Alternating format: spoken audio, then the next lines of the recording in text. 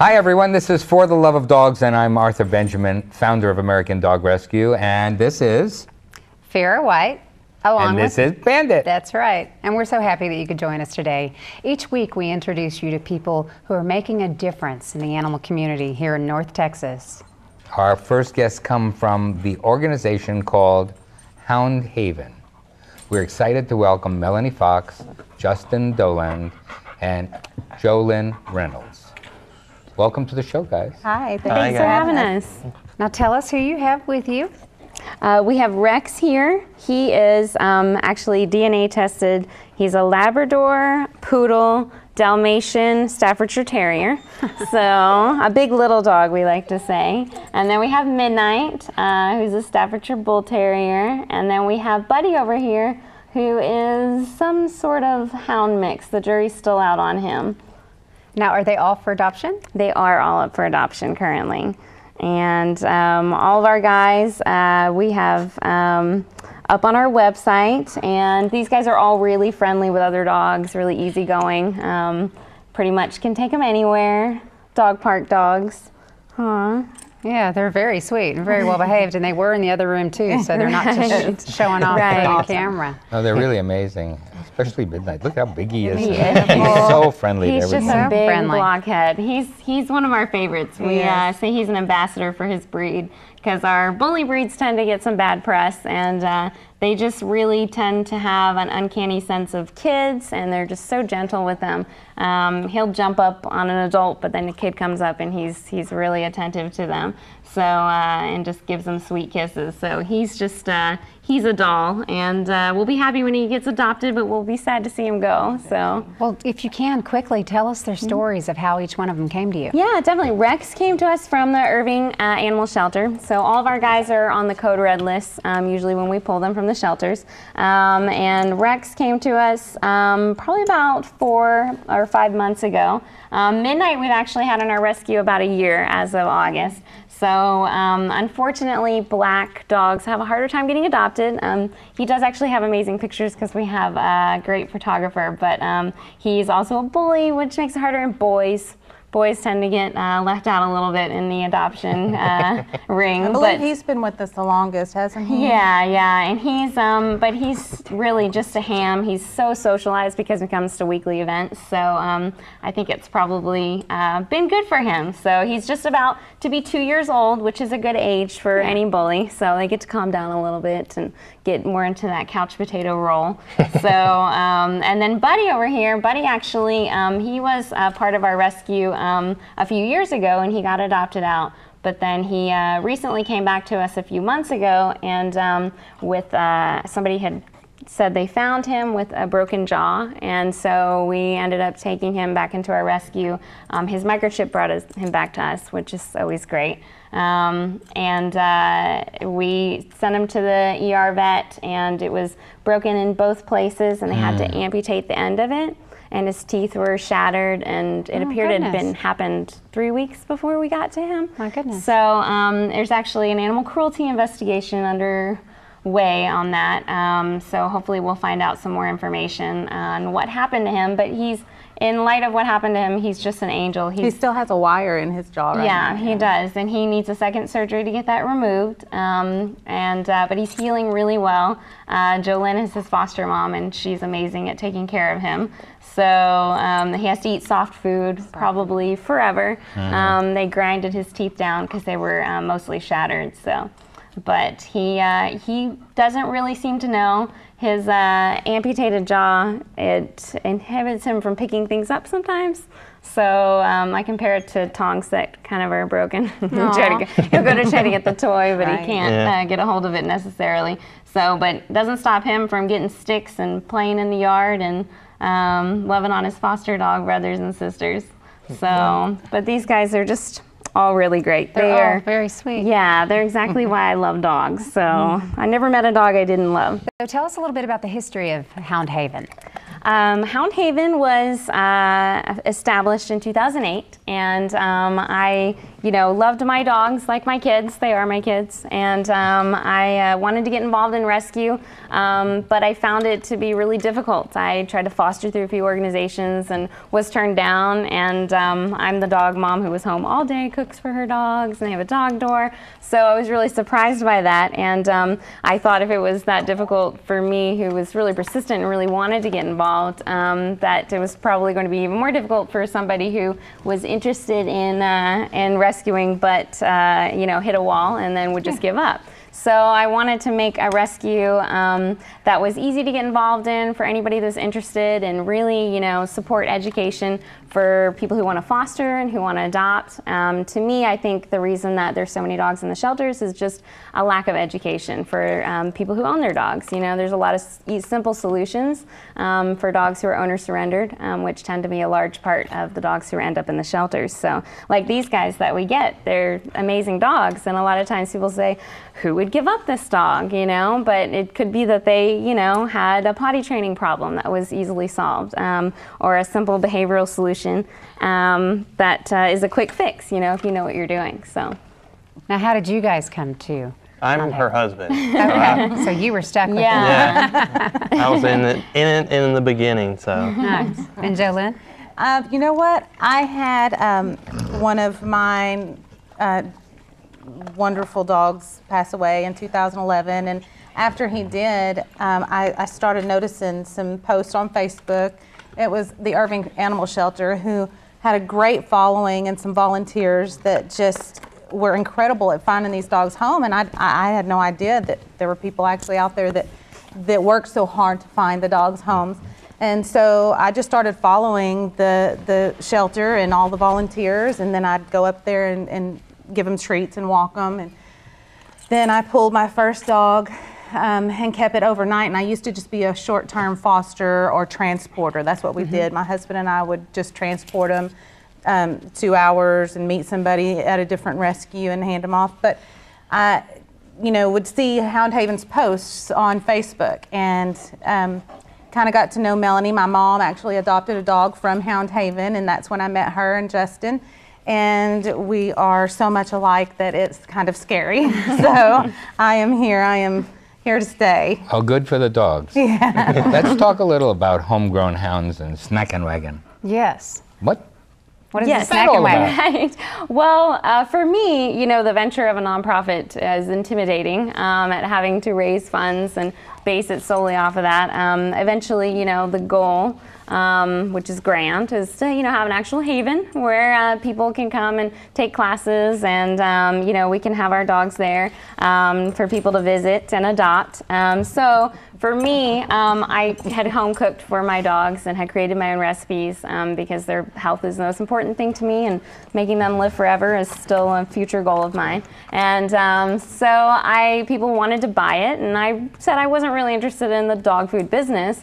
But as I started the rescue, I thought, you know, that may be a good way to raise money for the rescue, and maybe we could keep, you know, cover the overhead by having a healthy dog food business, and we can educate people on nutrition, which can also be a reason that the dogs are owner surrendered, for allergies and excessive vet bills, etc. So we have a great. I have to tell you that Yeah. I'm holding back on not getting on the floor and eating all that. It looks wonderful. Well, they're all made with human-grade ingredients, and So you actually could eat them. Yes, you could eat them. They just tend to be very bland. So yeah, if you don't Here, mind let holding me it. hold. Oh, you got Yeah. it. Oh, that's all right. You hold that. I'll Look hold at that. I mean, that's just crazy. We Look at have this. The smell is just Yeah. incredible. And I don't use any wheat flour. I only use oat flour, which is easy So to cute. digest. That's amazing. And what looks this. like chocolate is actually carob. Those are our carob clusters. Treat motivation. And then we have, those are naturally dried beef bones that are filled with what we call awesome, which is also peanut butter and pumpkin. So we have an actual treat trailer, which I call a dog food truck, you know, that we drag around. Since we don't have an actual location, that was the easiest way I could find to bring it to people and bring it Nice. to events. And yeah, we have lots of snacks. We have snacks that stay good for a while. We have cake mixes, so you can make your own parties. And then we also have a great line of food mixes for people who home cook. Look Okay. at those Have, muffins. really Yeah, wonderful. these are actually, so this is a mineral mix. So if you home cook, a lot of people forget to add vitamins. And this is my homemade Excuse Look the at dog this. hair, although it is my favorite Just ingredient. look at that. Is that incredible? It is So incredible. that It's is, beautiful. this is our veggie blend, which is actually great for people who home cook. Yeah. Oh, look at this. A lot of people tend to make just chicken and rice or something to that extent, but they're missing out on a lot of great vitamins and minerals and stuff. So we make a veggie blend, which has vegetables and fruits, and it has fish oil, cod liver oil actually, and oats, and then we have a grain-free option. And you just cook up your ground meat or even raw, and you mix it in, and you have a whole balanced meal. And now they have and that's what balanced you meals. make. Yeah. So you sell those things, and then I'm assuming you also take donations and are We looking for do. volunteers. We do. We always need good foster homes.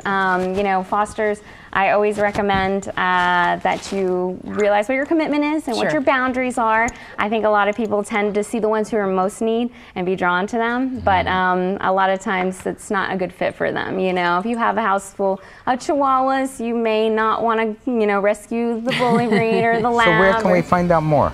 Well, I'm going to tell you where we can find out more, and where you can find out more is on Hound Haven at their website, which is myhoundhaven.org, or you can learn more about homegrown hound food online at homegrownhoundfood.com, which, by the way, smells incredible. And I just wanted our audience to have the opportunity to hear all of that, because I know that there's so much more, and we wish we had the time to share Oh, it. absolutely. Well, we'll be right back. Thanks for being with us.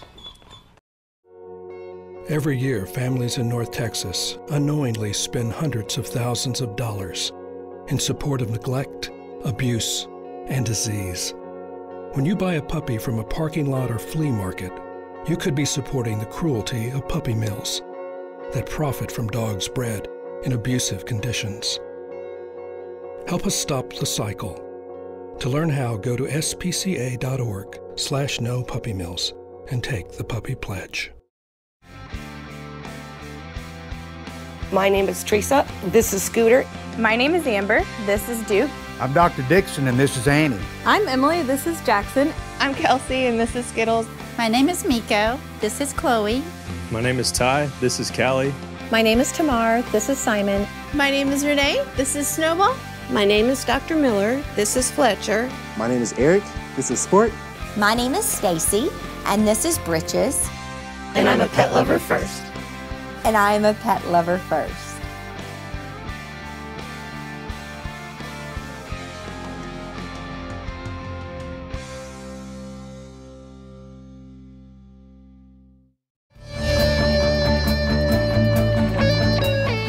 Welcome back. With winter in full swing, it's important that we keep our pets safe during the coldest temperatures of the year.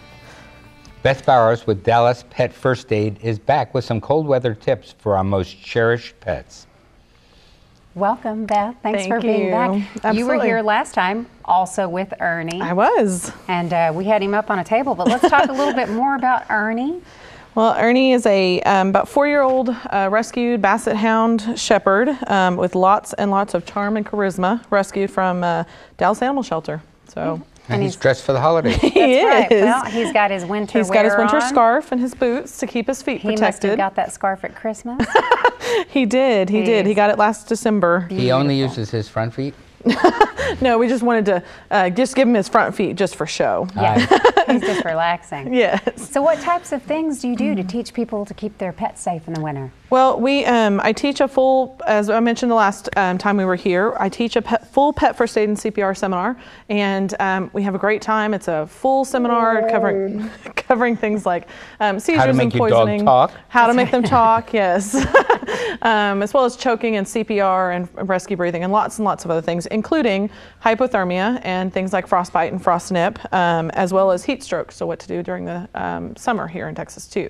But we do focus on the winter stuff when we are, a lot of people think, well, why do I have to worry about winter? Because we only get it 1 to 2 days a year this year. But as you can remember, in last December, we had what a lot of people were calling what's Ice-mageddon. And a lot of pets were unfortunately privy to weather that they weren't used to. And that's the danger here in Texas, is our dogs are not, they're not acclimated to this kind of weather when it gets cold. So we have to make sure to take extra precautions with them during the winter months. So what type of precautions can people take? Well, although I don't personally agree with having dogs outside, if you do have an outside dog and you aren't able to bring them in, please make sure that they have plenty of shelter and are able to get up off of the ground. And you can use blankets, but getting them up off the blankets will freeze too. And so being able to get them up off of it and using things like cedar and stuff like that, it helps a lot more than just a blanket. But at least bring them into the garage or a bathroom, or put them into a crate, or board them. You know, find another option for them than keeping them outside during the winter months. It's just too cold. How about putting them in your bed? Well, that's personally my favorite option. And most viewers are going to, hopefully most viewers are definitely people that keep their animals indoors. And but you want to really make sure that you keep precautions on winter walks too. If you do take them on walks, make sure that you check their feet for ice crystals. We don't really get snow.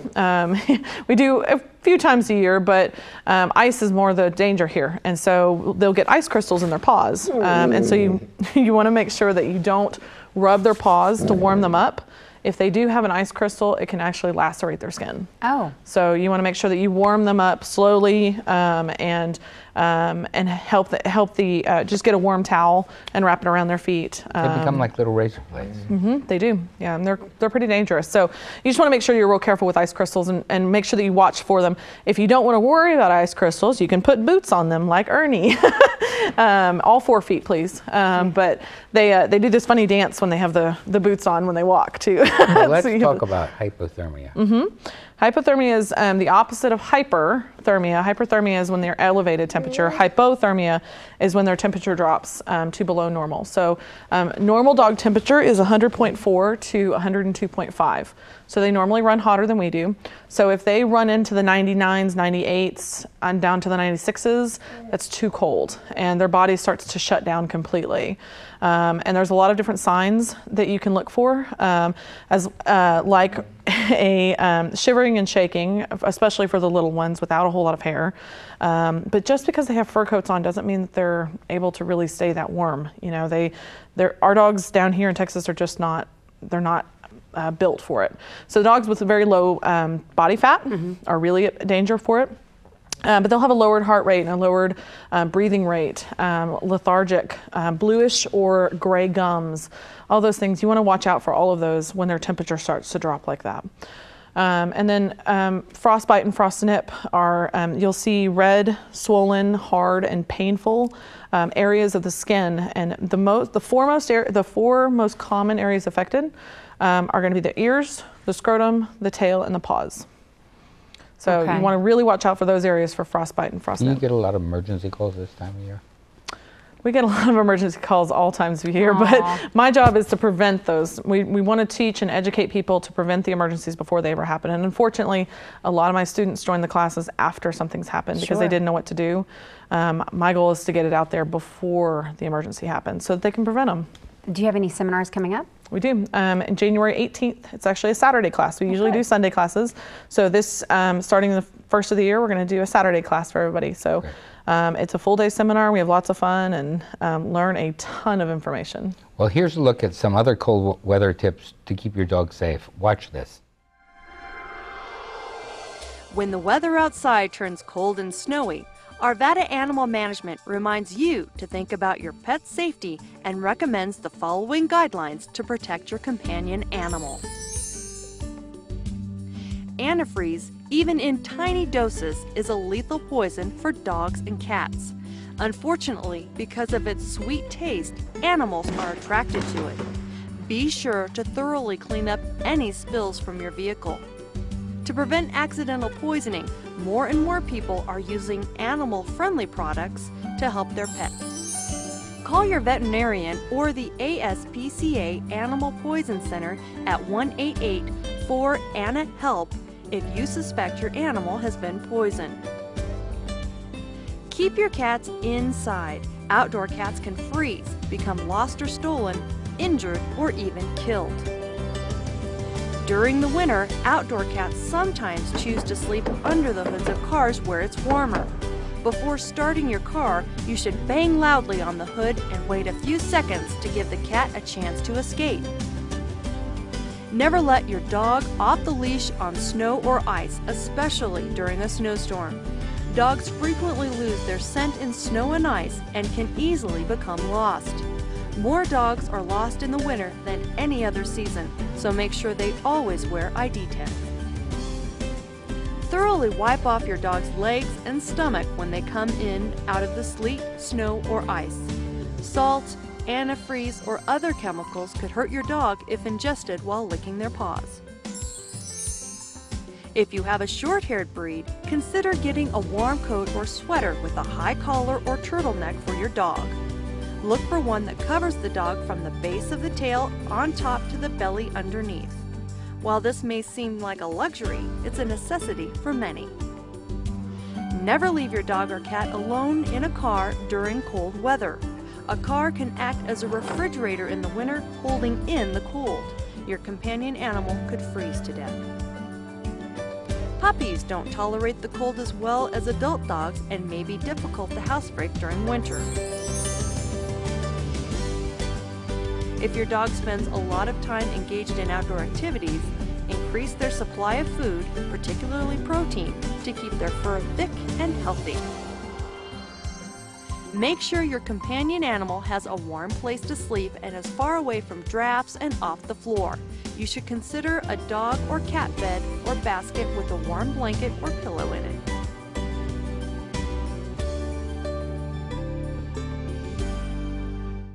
That was great information. It was fabulous. Yeah, and Beth, I mean, I had seen, again, her work on Ernie once before, but I would love to come to that. Yeah, it's a great seminar. We have a lot of fun, and you just take home so much stuff. Yeah. We ought to bring Bert. Oh, it's fine. I'll have to find me a Bert. If you want to get more information about Dallas Pet First Aid, visit Beth's website, dallaspetfirstaid.com, or you can call 214-476-9938, or email Beth at beth@dallaspetfirstaid.com. We're going to take a short break, but when we come back, you'll meet our rescue story of the week. Hi, I'm Cheryl Crow, and I'm a musician and a mother, and this is Buttercup. She's also a mother, but not by choice. She's a survivor of a puppy mill. Buttercup spent her life in a dirty wooden hutch, forced to produce litter after litter. She never went to a veterinarian or a groomer. She never had a soft spot to rest or a kind touch. She existed this way in cruel isolation year after year. Puppy mills are mass production factories where mother dogs suffer their entire lives, producing nearly 100% of puppies sold in pet stores and on the internet. When these dogs are no longer able to produce, they are often destroyed. Buttercup's nightmare ended the day Animal Rescue Corps saved her life. She finally knows what it means to have a loving family, but for the millions of dogs suffering in the estimated 15,000 puppy mills across the United States, this nightmare continues. Animal Rescue Corps and I ask you to visit your local shelter or rescue when choosing your next animal companion. You will not only be saving a life, you will be helping put an end to this cruel industry. Please go to animalrescuecorps.org to learn more about ending puppy mills. Buttercup and I thank you.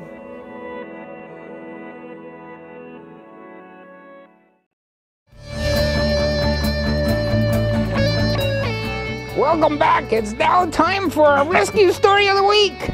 Yay! Today's success story is from Hound Haven. Meet Scrappy, who was adopted by his foster mom, Eileen. Hot. Good. I was like, oh no. But Melanie Fox is here to tell his story. So tell us what happened to Scrappy. Scrappy actually came to us as an owner surrender. He was kicked off a second-story balcony by a family member's boyfriend. So he came to us and he went to his foster mom, Eileen. And then a few months later, you know, as he got vaccinated and he got all fixed, he actually got out of the fence for a split second and got attacked by another dog, and his ribs were crushed and his lungs were punctured. So he had a lot of surgeries, and actually the swelling from the injury didn't affect his spine, but it affected basically the way his legs talk to his head. So he kind of wobbles and walks a little funny, And so he has trouble on slippery floors, but he does physical therapy, and he has had a long road to here. It's been almost a year now, and his foster mom decided she couldn't live without him. So, how could you live without his face anyways? Yeah, look at that little guy and his little green sweater. That's right. Well, he gets cold in this weather, He's got a lot of hair, but it's not very thick. Yeah, he is adorable. Well, yeah, that animal abuse is something that it seemed like we talked about early on in the series of the shows, but haven't talked about lately. And that is just a crazy thing. I think that can make good people do bad things to come to the aid of some animals. And it becomes frustrating because those people, if they'll hurt an animal, we like to think that they'll probably hurt a human too. Oh, yeah. So we hope that it would be taken more seriously sometimes than it is. But luckily when they come to us, then they know they're safe and they get spoiled, and then they turn a little spoiled rotten, Scrappy?